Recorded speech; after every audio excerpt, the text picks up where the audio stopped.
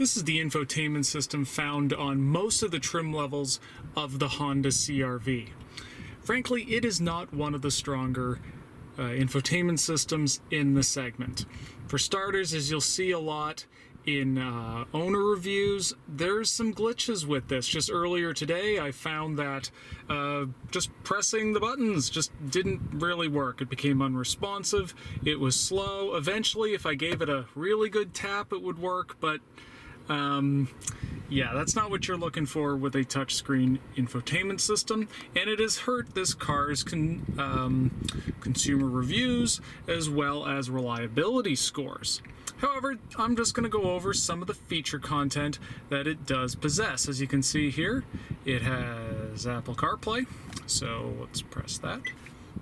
The buttons are working now.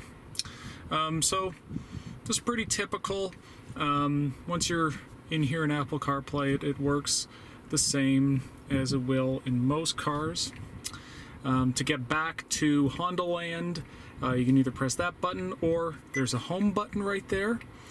Again, I mean, one of the things is, I mean, these are touch-sensitive controls, so if they're not responsive, you're kind of in trouble as opposed to having a hard physical button like there is in the Honda Accord as well as the Honda Odyssey.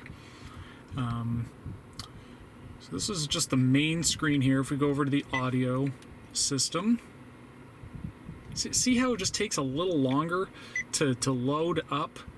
Let's go to satellite radio. See, that's quite a bit of time there. So, but normally you have your radio presets that go along the bottom like this. Here are the mostly useless extra buttons of category and channel. I'm not sure how many people go between rock channels and hip-hop channels and dance channels like that, but Honda's been doing things like that for years and years now with their audio controls. Also, you can tell here this is not the most modern look for a interface, and things get worse when you press the map. This just looks like a Garmin or some other thing that you'd mount up there. Kind of unimpressive. So the fact that Honda comes with this is, you know, where the CR-V at this trim level comes with this is not that impressive. There are some advantages to using the in-car nav. Say if you're in an area without cell service, your your Google Maps through Apple CarPlay won't be able to search for things without the internet. You can enter things if you have an actual directory in the car with a native nav system, which this has, but again, it's pretty rudimentary. It's difficult to scan around the map, kind of slow, the graphics aren't great.